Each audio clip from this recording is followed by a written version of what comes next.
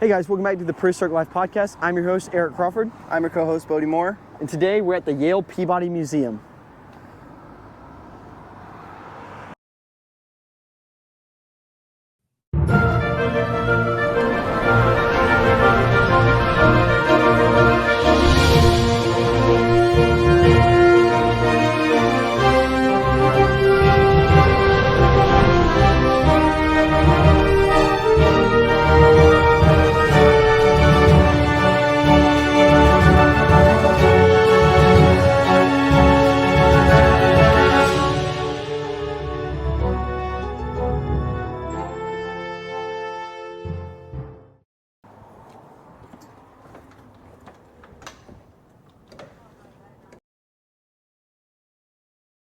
The first thing you see whenever you walk in their paleo/prehistoric exhibits is these beautiful ammonites.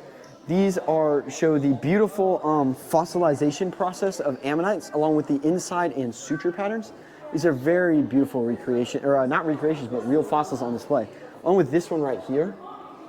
Show this one over there. Try not to blind somebody with this laser on accident. This is a very beautiful ammonite over here. If we come over here, we start out in the pre-dinosaur area. This is one of my favorite creatures that predates dinosaurs. It is the sea scorpion. These weird things, these giant stingers, they have these flippers. They're like weird murder lobsters. They have these massive pincers. I love these things. These sea scorpions are always so awesome. They were a very massive predator, and they would feed on things like these over here. These are your trilobites. Trilobites are very important because they survive a very long time, and they come in all different shapes and sizes. You have predators, you have herbivores, you have microfeeders, you have filter feeders. They're these weird sea cockroach looking things. And over here we have more ammonites, nautiloids, and cephalopods. You see there, that's a very beautiful, very late suture pattern. That one appears to be Golitic, is what I would say, if I had to guess. Maybe amniotic is what I would guess. But these are very beautiful reconstructions and show all of the different ways that ammonites can come in different shapes, sizes, colors, materials, things like that. If we turn around here, you have these very weird strange ocean things. We start with like weird plant life that aren't actually plants yet. It's a very weird alien ecosystem before the dinosaurs. I mean, look at that thing. That thing is a weird. I think there's called the early arthropods, Amphibiana. It's just really weird ecosystem in the early oceans. You have these really weird things. These guys would use their little antennas. This is a Anomalocaris. It would scoop up like a trilobite and crush them. So you have some fossils of them down here, and you have recreations of them here. Here we have some of the really weird arthropods that really come to appear. So you have this thing. This is what I'm guessing this is supposed to look like. And some more trilobites and things over here. If we come over here, we have echinoderms. Very important. You have the sea biscuits, you have sand dollars, you have crinoids. This is a little crinoid garden. We have multiple crinoids. You have sea urchins. Then we get to starfish and things like that, and sea stars, and what are these technically called? Sea stars and brittle stars. That's what we're calling. Okay, these are brittle stars. Then we move on to the first vertebrates, with this weird guy starting out. This is the early marine chordate. They're not true vertebrates because their spine isn't technically a spine, but they're kind of they're like the Archaeopteryx of vertebrates. People argue whether they're an invertebrate or not.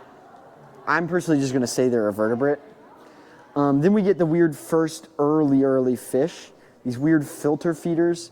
These are jawless fish, so they won't have jaws, so they'll suction across the ground and suck up microorganisms. Then we get to the big dunk up here. That's what Dunkleostes. This is one of your early jawed fish. It has these giant piercing jaws. Teeth are not actually a thing yet. It's serrated bone on the jaw that it would use to bite and clamp and crush.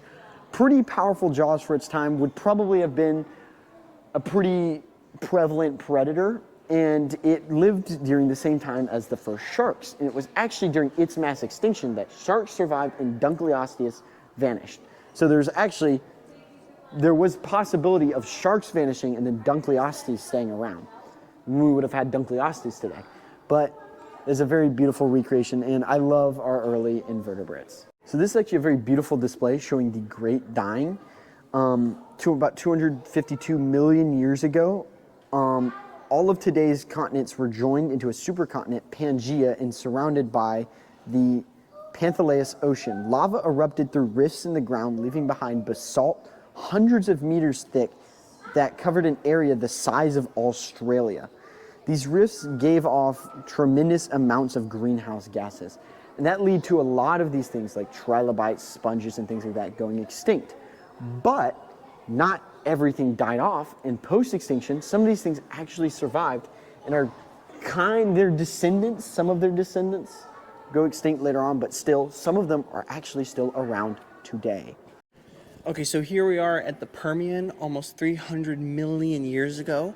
It was kind of the beginning of proper tetrapods and proper, the animals that can live on land, and modern-day amphibians, reptiles, proto-mammal-like reptiles, and things like that. Here's one of them now. We've got our buddy Tiktaalik right here. He was a stem tetrapod, kind of representing what the first kind of fish coming onto land were like. There's a nice simulation of it actually right here of what Tiktaalik might have been like in life based on the fossil over there. It was kind of like a half lungfish, half salamander, weird looking chimera thing. And it was kind of the beginnings of life on land. So this is your great grandpa, which is hard to wrap your head around. Now, up here we've got Archaeops, which is kind of a later proper amphibian, proper tetrapod. It was a very large crocodilian-like amphibian that was in the late Permian, early Carboniferous period, and it went around. It was living in very dense forests, very dense swamps, and things like that, like modern-day amphibians. The reason why is because it hadn't evolved hard-shelled eggs yet, so it was still part of that amphibian group with just frog eggs, basically. Now, over here, we have some of the first reptiles. This is my buddy Barapus lentis from about 307 to 299 million years ago in Kansas, USA. And it was as you can see, it was a fairly large reptile tetrapod creature. And it was, if I remember correctly, it was about 6 feet long from tip to tail and maybe 80, 90 pounds at the largest. And they were full-on carnivores, hunting other amphibians, reptiles, and things of that nature. But yeah, that's just the Permian period itself. You can see actually a great illustration of the Permian up here with Dimetrodon. We've got Edaphosaurus. We've got, I think Archaeops is right. Where's Archaeops? Oh yeah, there's Archaeops right over there.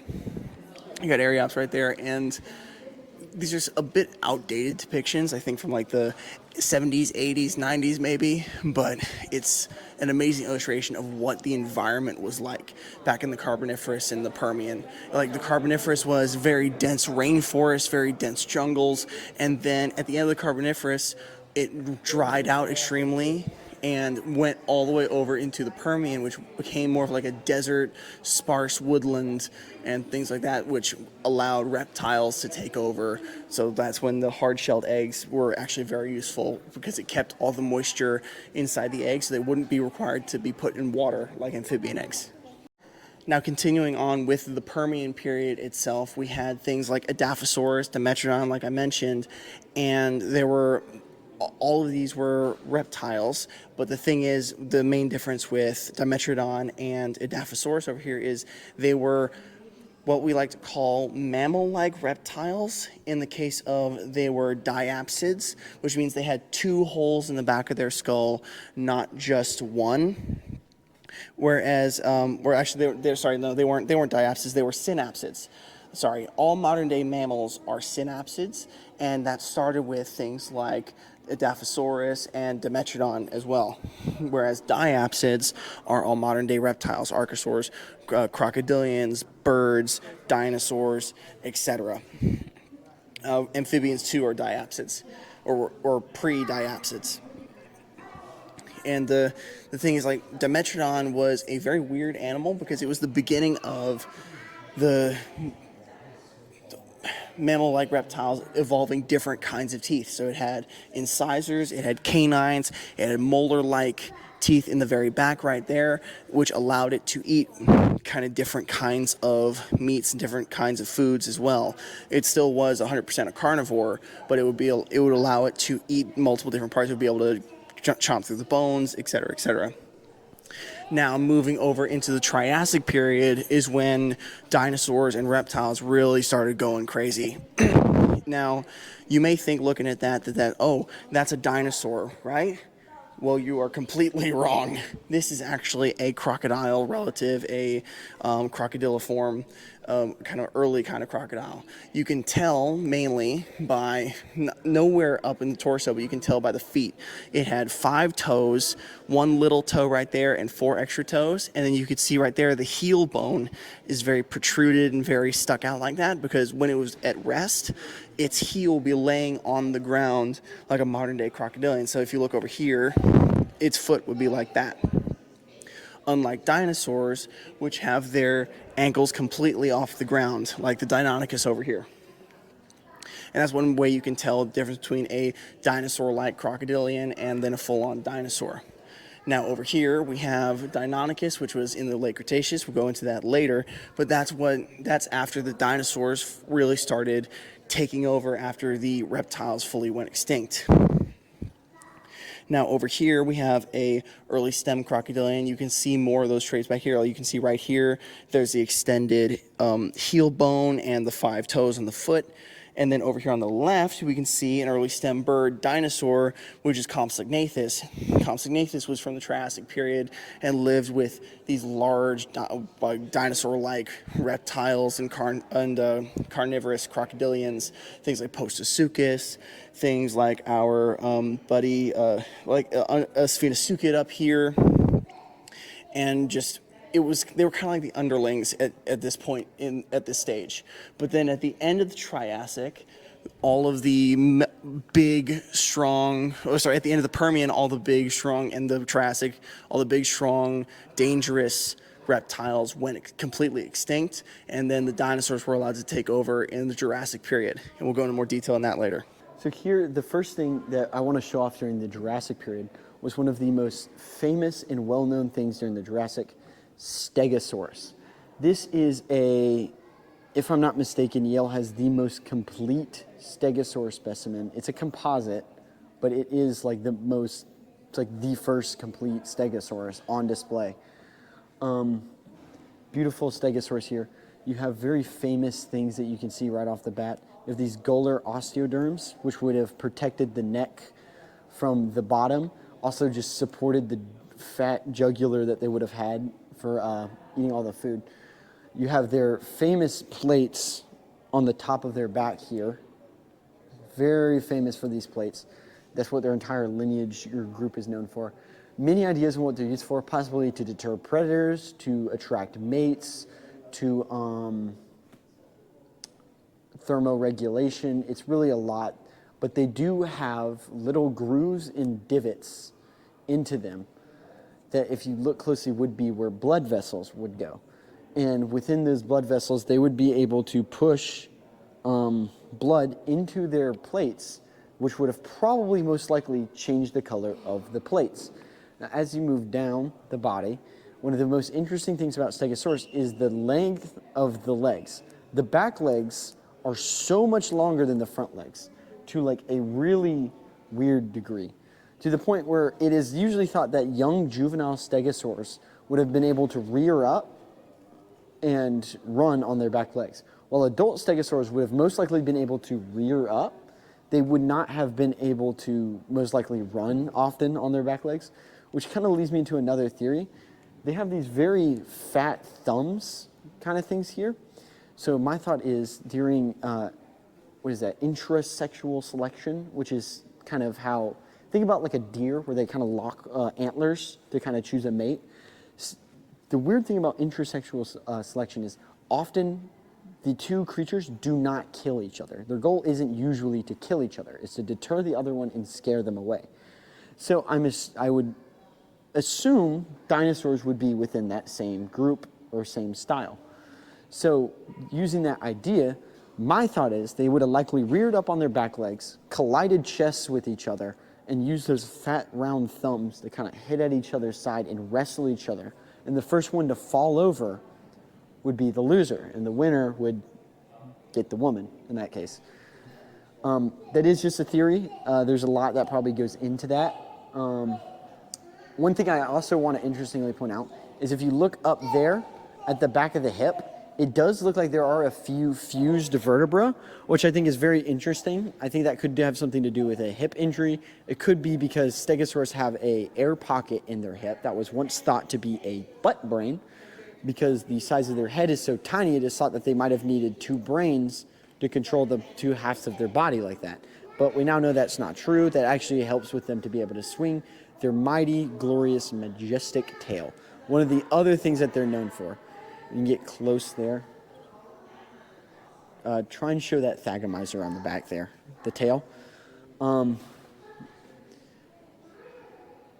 of the important things about that is actually, surprisingly, the angle of the tail spikes. As you can see, they go up. That actually, point the camera towards me, that's actually because the thagomizer wouldn't go straight, the tail wouldn't go straight, it would actually go up and curve. They would swing their tail up and curve. And we actually have Allosaurus specimen, and I want to say we actually have a Torvosaurus specimen. I could be horribly mistaken on that. Do not quote me on that one, but I do know we have an Allosaurus specimen from a failed thagomizer hit in its pelvis, where it didn't hit at the right angle to go in and out, so that one of the thagomizers broke off and eventually fell out and it died from an infection. But again, it gets that upward motion so that the spikes go in and up and cause way more damage. But this is a beautiful recreation. We have this thagomizer right here on display that you can touch it. It's a very beautiful specimen right there. And here we actually have what appear to be theropod tracks. These are trace fossils from a bipedal carnivore roaming alongside stegosaurs and brontosaurs. First described by O.C. Marsh in 19th century, these footprints are from South Dakota Morrison's Formation.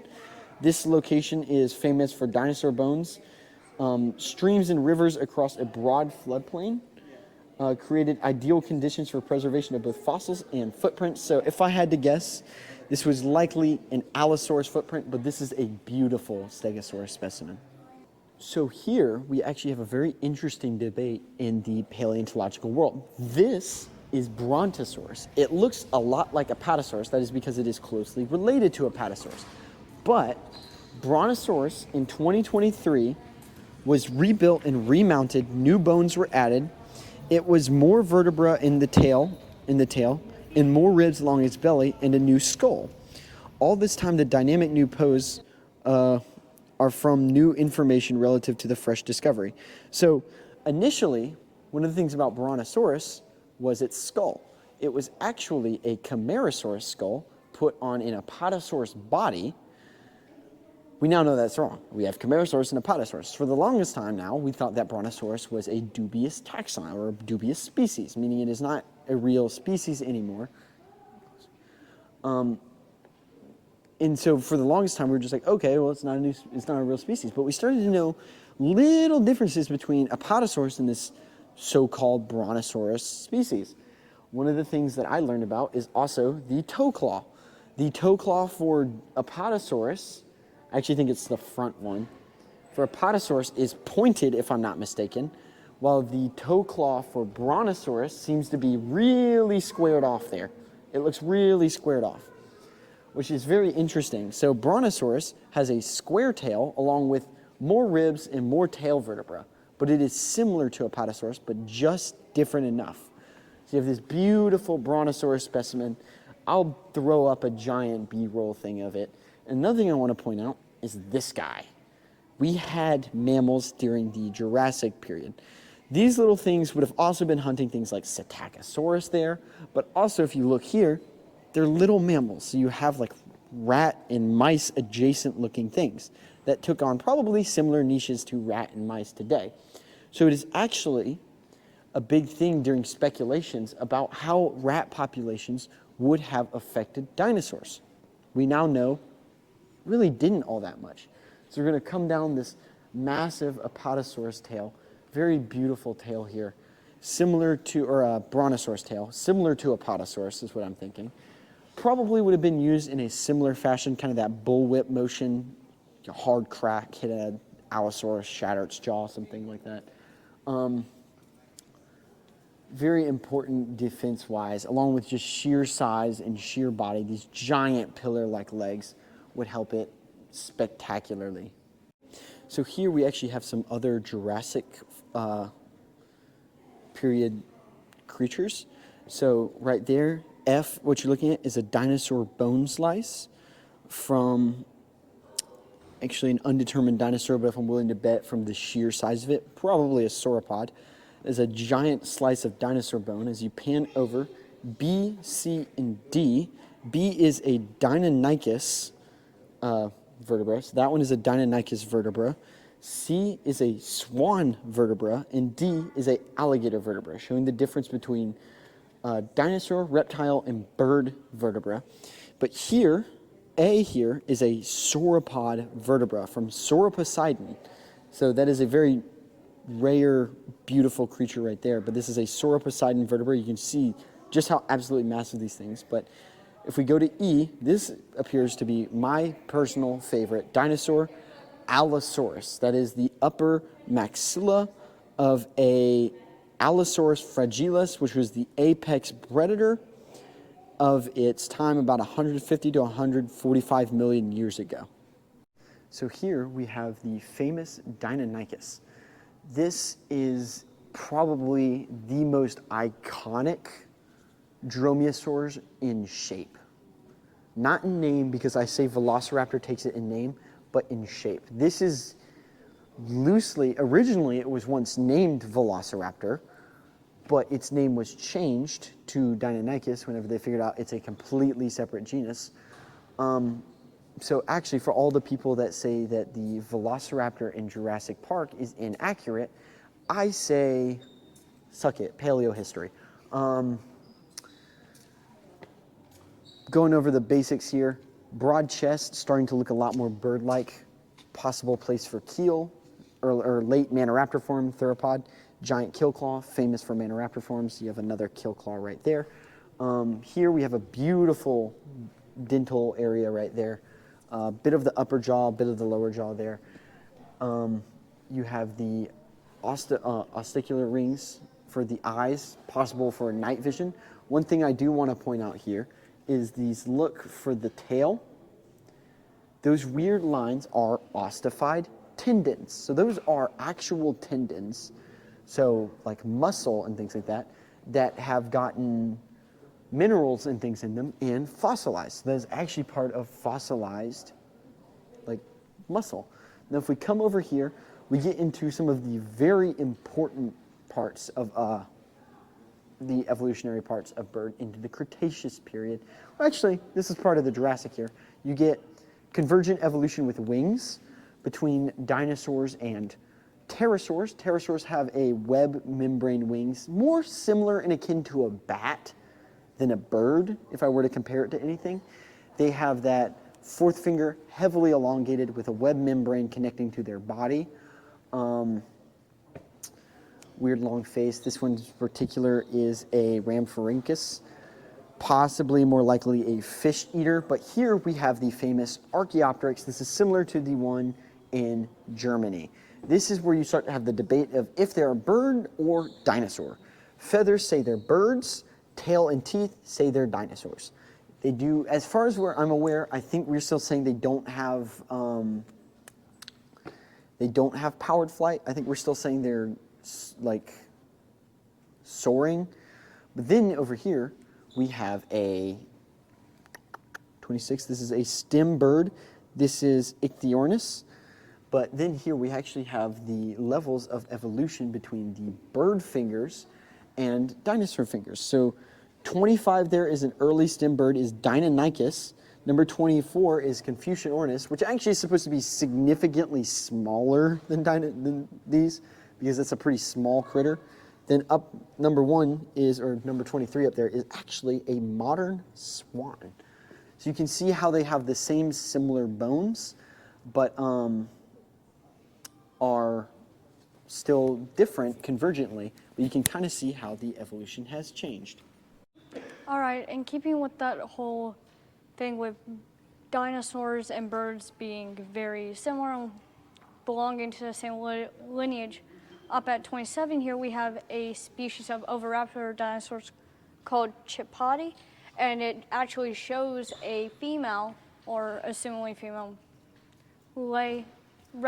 incubating her nest of eggs, and this specimen from the Gobi Desert is one of our earliest examples of parental care within dinosaurs. And then moving down to 28, here we have a nest of a Troodon, and as you can see, the eggs of a theropod are more elongated and oval shaped compared to herbivores.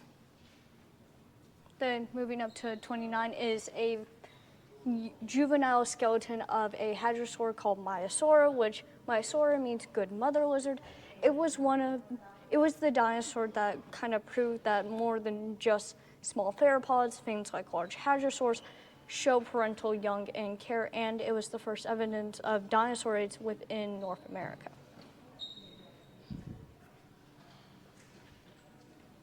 Then down to 36, we have a squid from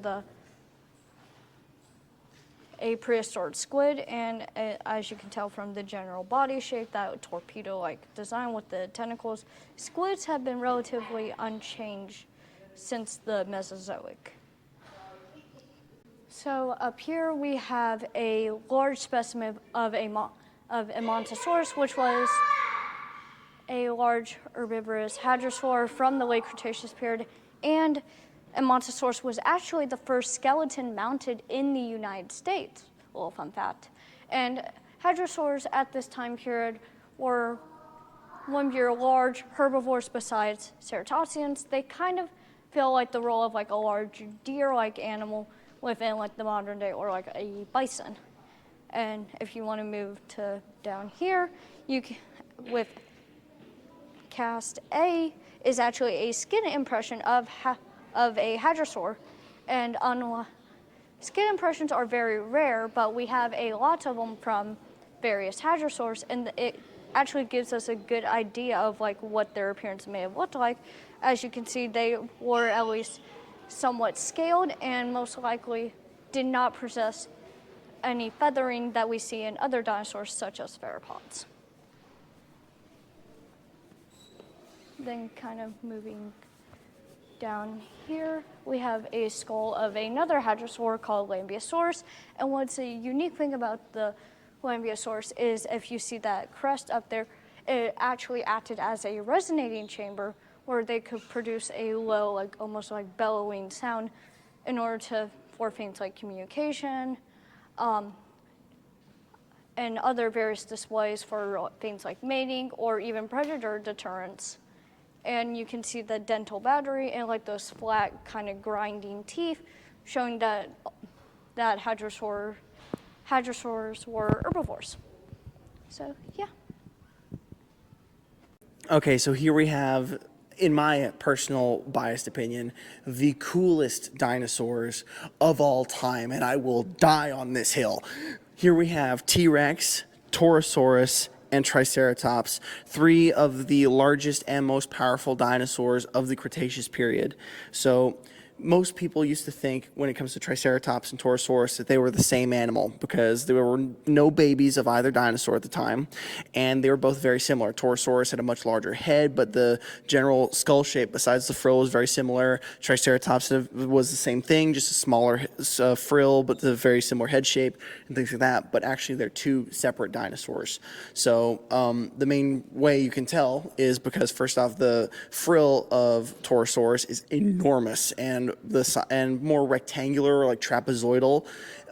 But not just that, there's two giant holes in the middle of the frill for some reason. Most likely it's because if that was a solid frill, it wouldn't be able to hold its head up, let alone move it around. So that's Torosaurus. But then over here we have Triceratops. Triceratops had two species, like we mentioned in a past video, Hortus and Prorsus. This is a Triceratops hortus. Main reason you can tell is the snout is much shorter, deeper, and the horns are pointing straight up, and the frill is a lot more rounded and smaller than a Prorsus. Now, above the two is my favorite dinosaur of all time, the most powerful, most deadly, and largest land predator in the history of the planet, Tyrannosaurus Rex. Most of you probably know some facts about him, but I'm just going to make the rundown. First off, strongest bite force of any land creature in the face of the earth. If it bit a full-grown human being, that human being would explode.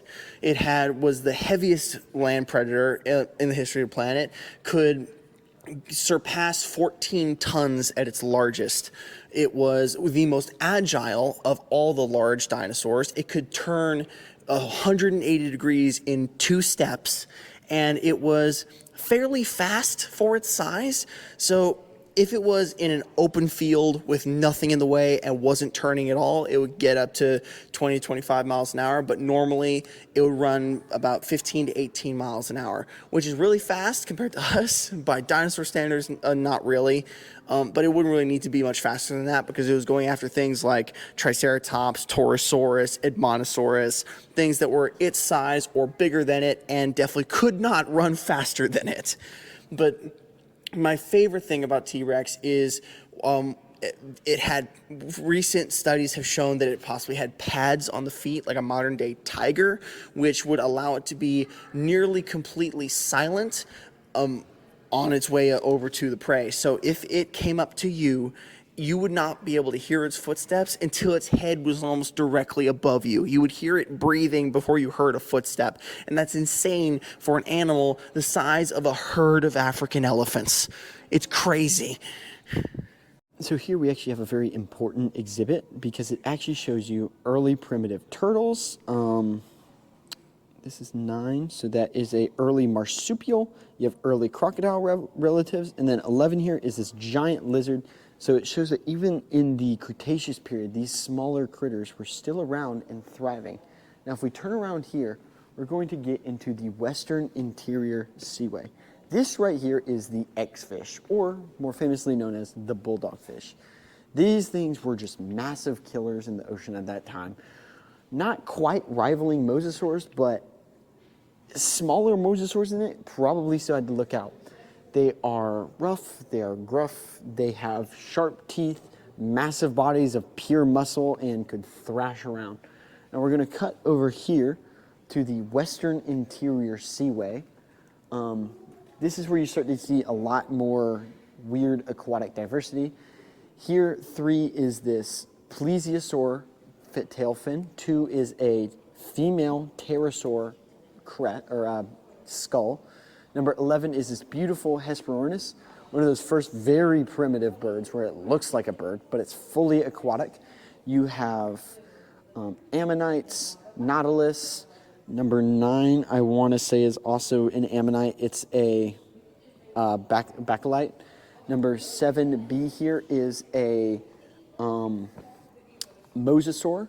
You see crinoids or sea lilies. You see clams, and giant turtles are still around. Now we're actually going to walk this way real quick and see some more amazing things from the Western Interior Seaway. I'll try and get this all in one shot. So up here, we actually have the Tylosaurus. This is a massive mosasaur, just probably one of the biggest groups of mosasaur, fighting one of the largest turtles known, Archelon. Archelon is just this massive prehistoric turtle, and this is just a very beautiful, awe-inspiring Tylosaur. Kind of suspended in the water like this is pretty cool too. And we're going to head back into the dinosaur hall temporarily here. We're going to slide right through here. Here we actually have a scattered bone of Mosasaur and baby Mosasaur. So you have the adult Mosasaur here, you have its spine there, and then two right here, this little thing is a baby Mosasaur. That is actually part of a baby Mosasaur, but this is typically how in the field you would find bone remnants scattered like this. You're not going to find them fully articulated and put together like our brontosaurus behind us. Here is actually some cool dinosaur footprints. So you have this tiny little theropod walking this way, and this bigger theropod with clearly a longer stride walking that way. And it kind of shows that intersection there, which I think is pretty cool. I think these are identified as Origodus minimus and Steropoidus diversus, which I think is pretty cool. Here we get into some of the other fish and fish diversity. Is this early, so you have fish diversity here, you have a lot of fish, you have lobe-finned, ray-finned, but then we get back into some really cool Connecticut dinosaurs. Up there, there's a beautiful example of a dinosaur sitting back on its heels and resting, which I think is really cool. It shows that nature of these creatures and how they acted a lot like animals. There appears to be some kind of early theropod dinosaur footprint. You have those giant 3 toes. You have another sauropod theropod footprint right there, a lot more prominent. That middle toe is longer. 10 there, you can see these little walk-along things. Those are from arthropods or an insect of some kind that would have scuttled across the ground. Now, 6 here is a very important thing. This is actually one of the early sauropod dinosaurs. This little thing turns into, pan up to this big guy. Later on in history, you can see how they start, even the massive behemoths have to start out real small here. One there is an early reptile that is Hypsognathes. I probably mispronounced that. 2 right up there is a crocodile, is a crocodilian. 7 there is a crocodile relative footprint. You have the little footprint right there. 3 is an early theropod, scattered about, long tail, 2 legs, front arms there. 5 is a theropod footprint there from Grellector. 4 here is a sauropod dinosaur footprint. So you see this massive bulging footprint right there. That is from a sauropod. So here we have the terror bird, which is the lineage of dinosaurs after the KPG extinction, or the meteor that crashes into Earth and kills all the dinosaurs. A couple 100 million years after that, you get terror birds. Thriving in North America, down to South America, and they later go extinct because of smilodons. Turtles make it through. Reptiles do make it through a little more difficult. That's Champtosaurus. That is a large aquatic reptile that looks a lot like a crocodile. Then you start to see a lot of mammals appear. Mammals get really weird. So you have things like this. They have giant saber teeth and these weird bulbs. This is a Eobacillus. These are not rhinos, though. Rhinos' horns do not preserve. 7 is a Coryphodon, another really weird mammal. Then you start to see a lot of weirdly kind of structural things that start to appear. You get the weird toes. Toes become a thing. Mammals get bigger. They're actually allowed to take on the niches. So this is like your generic mammal build if you were to make one. They do still get some really weird things like these teeth here and things like that do appear. Mammals do become weird, but then they start to take on very iconic shapes, like our Smilodon relatives here. This is not necessarily Smilodon, but it is related to Smilodon. These are actually why terror birds go extinct. Terror birds are basically easy prey for these things because they have this giant thick neck, and these teeth are built for killing their neck. You start to get these really weird pig tapir things, but birds don't go extinct. They're still there. Don't get me wrong. Birds are still there. They're still around. They're still kicking, even to this day. This is a very beautiful thing. This is a Intratherium in there, found in Argentina. Then if we come over here, we start to get whales, weirdly looking closed rhino things, shells, shelled ambius there. Number 3 is a sawfish vertebra. Number 4 is a primate skull. That's part of a primate, which is what we are closely related to. Here is the famous Basilosaurus skull. Basilosaurus is one of your first giant toothed whales, a massive predator under its teeth. I'm curious how uncomfortable it was with teeth right under its eyes like that, but I digress. You start to get weird looking things like this. Similar to rhinos, they do have horns, but rhinos' horns don't preserve like that. You start to get elephant relatives like this Myrtherium. You get two-horned herbivore skulls like this Arsinotherium here. This thing is also an elephant. These are both elephant relatives. This one is actually the Moratherium. This one is actually Paleomastodon. So they have these weird elongated face. They get weird shovel jaws. That doesn't pan out. Those things died off from really weird circumstances in the ecosystem. And we get really weird. You have this Hyrax skull of a Poricava. You have extinct Hyrax jaw. You see the size difference of these things. Over here, we get over here first, we get massive cubs of what appear to be some weird sloth remnants from the islands of the Bahama, Cuba, Haiti, Jamaica, Puerto Rico. There you see these weird remnants of sloth relatives. We pan over here to the Green River Formation. We love the Green River Formation. This is a prehistoric river system that appeared and disappeared. So you see a lot of fish, you see a lot of coprolites, you see a lot of insects that appear, but rarely you also get bats that appear. Bats are very important because they show us when they appear, and they fill in that ecological niche of insectivore most of the time, but they do appear, and this is evidence of them appearing during the Green River period. Also coming over here, this is probably what the Green River Formation is more famous for, is its fish. Here you actually get a split rock of a bird. Birds do fossilize very famously. They fall into the river and then they fossilize. But if we pan up here, this is what the Green River's calling card is. You have the garfish, you have these little tiny fish, and you have stingrays. This is the primary calling card of the Green River Formation. That's where you get Fossil Butte. We've been there. There's an episode on that. Go check that out. Beautiful Fossil Butte like that. That's the primary calling card of the Green River.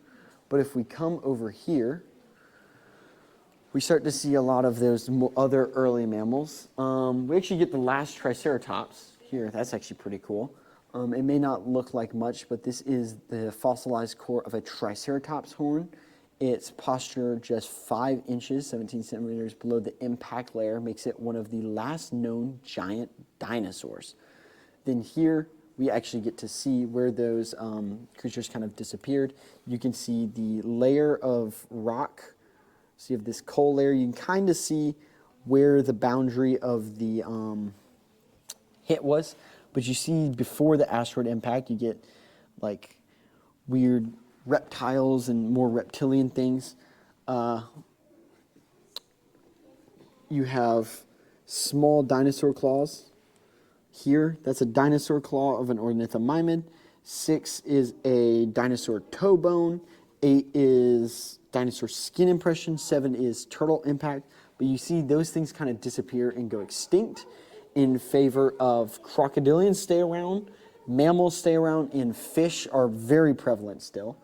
But if we turn around here, we do start to see some of those early mammal relatives as well. You can kind of see how the skulls are very similarly structured, but still have very different. You have that giant crest in the back, the jaw, the eye, the nose is a little weird. They usually have canines. Animals like us, we have incisors, canines, molars, premolars, and you can tell a lot about an animal and identify a complete mammal based on teeth alone. But you do start to see these weird, some are marsupials, some are weird death pigs, like these things over here. You get some death pigs and things like that. Those get very weird. Some beautifully preserved. This is a very beautifully preserved Maracarodont, which is an orionodont. Very beautifully preserved. But we're going to come over here to the thunder beast here.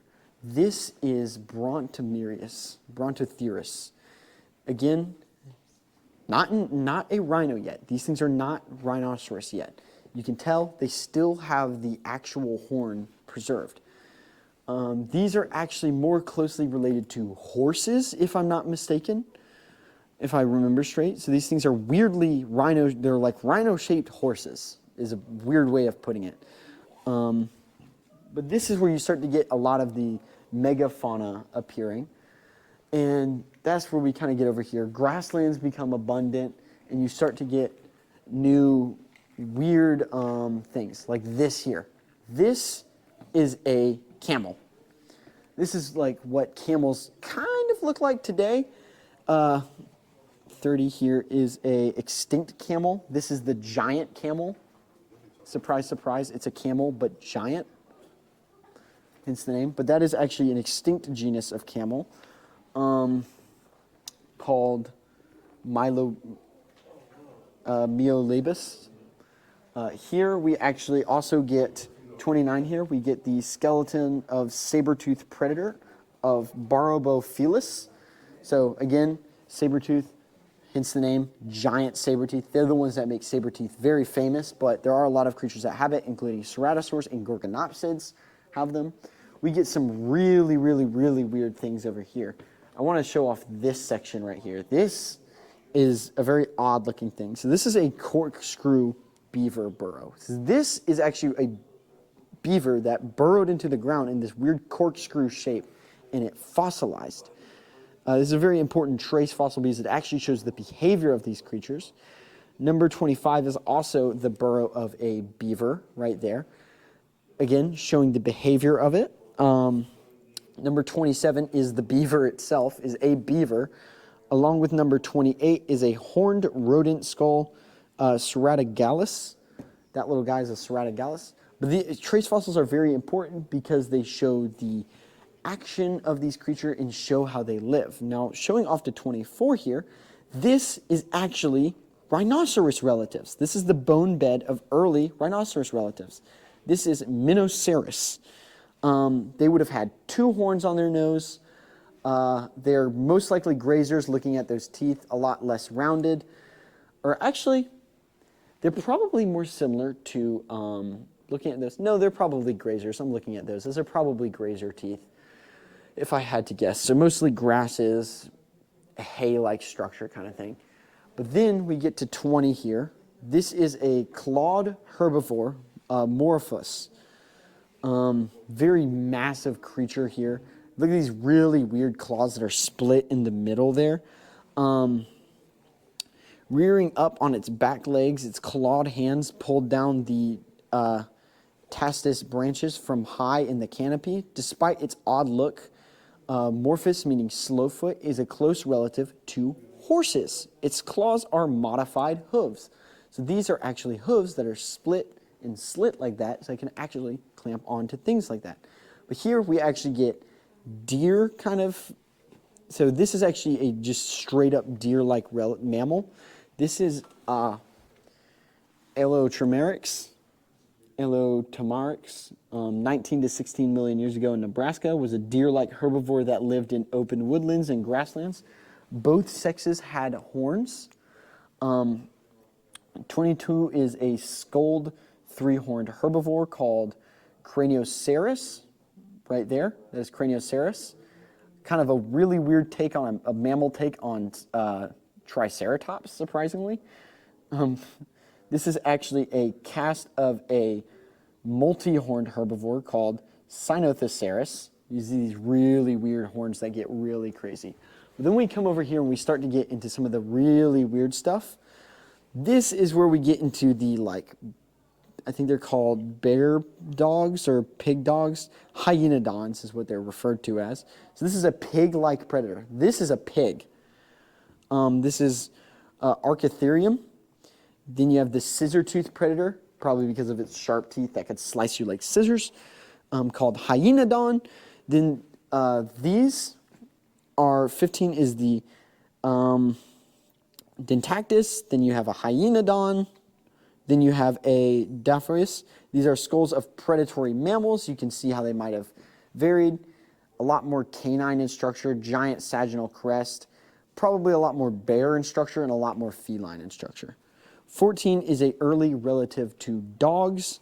This is Pseudoscinctus, very early primitive canine relative. As we move over here, 13 is the deer-like mammal right there. That is like an early deer. Wow, you can actually see the number. But 12 here is actually an early rhinoceros. Another dead giveaway that this is a rhinoceros. Its face is very flat right there. I know it's an odd thing.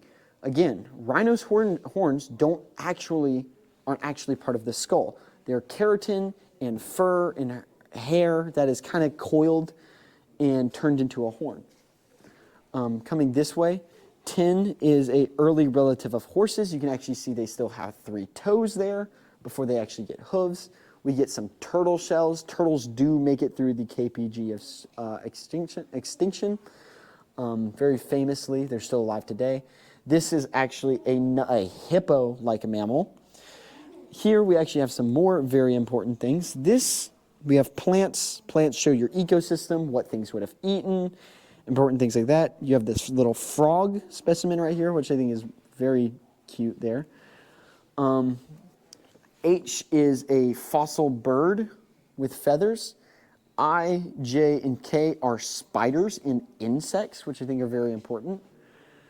Here we actually get extinct alligator specimens. Alligators are very prevalent now. They become a thing. They're around. So you get alligator specimens. You have their scutes, very flat skulls, giant robust teeth. 6 here is actually a crocodile relative. I'm actually not on this sign, 7 there. 6 is a crocodile relative, like I was saying. So you can actually see crocodiles and alligators and how they kind of separate and become their own things, how they kind of differ from each other. If we focus on this case now, A1 and A2 are leaves, again, showing your environment and very important things like that. While B is a primate skull, so early relatives of hominids and humanoids. That is a primate skull. C is actually a lemur-like primate skull and limbs. These would have belonged to something that was similar to a lemur. Now here, we actually get into very interesting things. Here is 5 is fossilized leaves. Again, showing your ecosystem, very important things. From certain types of leaves, we can infer certain kinds of weather conditions and things like that. Back here on the back here, number 4, we have forest floor herbivore. Hyraceus was an early relative to today's tapirs and rhinos. It lived in ancient forests of Europe, Asia, and North America. So this thing would have helped and eventually turned into rhinos. If you pan over here, number 3 there is a very early deer-like mammal. Modern relative of Hypertaglus, or our mouse deer, today live in forests from Africa to Southeast Asia. The Malaya mouse deer is only about 21 inches long, the world's smallest living hoofed relative. Right there, number 2 there is a early relative to horse, Orohippus. An animal was first described by Yale paleontologist O.C. Marsh in the 19th century. His discoveries of fossil horses and their relatives were some of the most important evidence supporting Charles Darwin's theories of evolution. And number one here is probably one of the most iconic things that I've seen from the Green River Formation is palm fronds in these massive fish like that. So you get these giant palm fronds because it was a subtropical environment. Very interesting there with that. So you get these massive palm fronds back up there so you can actually see it. And you actually get these little fish along with it that fossilize with it. So that is their mammal hall.